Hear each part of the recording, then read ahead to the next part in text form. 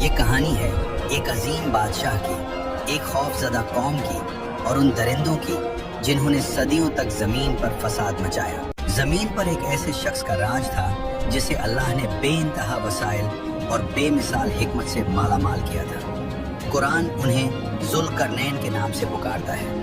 ذوالقرنین کا مشن زمین پر عدل قائم کرنا تھا۔ انہوں نے مشرق اور مغرب کے عظیم سفر کیے، لیکن ان کا تیسرا سفر وہ سفر تھا جس نے انسانیت کی قسمت کو ہمیشہ کے لیے بدل کر رکھ دیا۔ اپنے عظیم لشکر کے ساتھ مشکل اور انجان راستوں کو پار کرتے ہوئے ذوالقرنین ایک ایسی جگہ پہنچے جو عام دنیا سے کٹی ہوئی تھی۔ قرآن اس جگہ کو بین السدین، دو پہاڑوں رکاوٹوں کے درمیان کہتا ہے۔ یہ جگہ ویرانی اور خوف کا منظر پیش کر رہی تھی۔ یہاں ذوالقرنین کی ملاقات ایک ایسی قوم سے ہوئی جو شدید دہشت میں تھی۔ ان کے چہرے گرد و غبار سے اٹھے ہوئے تھے اور آنکھوں میں موت کا سایہ تھا۔ قرآن کہتا ہے وہ لوگ بات سمجھنے سے قاصر تھے، لیکن خوف کی کوئی زبان نہیں ہوتی۔ انہیں کانپتے ہوئے ہاتھوں سے ان دو پہاڑوں کے درمیان اس کھلے راستے کی طرف اشارہ کیا اور فریاد کی، اے ذوالقرنین، ان دو پہاڑوں کے اس پار یاجوج اور ماجوج رہتے ہیں۔ یاجوج اور ماجوج جو حضرت نوح کے بیٹے یافس کی اولاد میں سے ہیں، اپنی طاقت اور وحشت میں بے مثال تھے۔ وہ انسانی شکل میں ہونے کے باوجود درندے تھے۔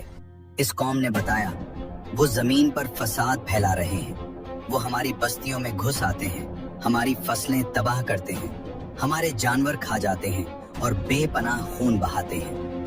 اس قوم نے جب ذوالقرنین کی شان و شوکت دیکھی، لوگ بھاگے اور اپنا جمع کیا ہوا مال لے آئے۔ انہوں نے کہا، کیا ہم آپ کو مال و دولت دیں؟ ہم اپنی ساری دولت آپ کے قدموں میں رکھ دیں گے، بس شرط یہ ہے کہ آپ ہمارے اور ان کے درمیان ایک ایسی دیوار بنا دیں کہ وہ کبھی واپس نہ آ سکیں۔ لیکن ذوالقرنین نے انکار میں سر ہلا دیا۔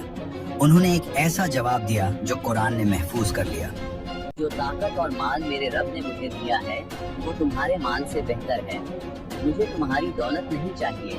پھر انہوں نے لوگوں کی طرف دیکھا جن کی آنکھوں میں ابھی بھی ڈر تھا اور کہا، میری اپنی قوت بازو سے مدد کرو، میں تمہارے اور ان کے درمیان ایک ایسی مضبوط دیوار بنا دوں گا جو قیامت تک قائم رہے گی۔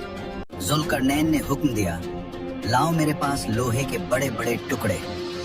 ہزاروں مزدوروں نے دن رات محنت کی، پہاڑوں کو کھودا گیا اور لوہے کے بھاری بھرکم بلاکس کو ان دو پہاڑوں کے درمیان نیچے سے اوپر تک چن دیا گیا۔ دیوار اٹھتی گئی، یہاں تک کہ وہ دونوں پہاڑوں کی چوٹیوں کے برابر ہو گئی۔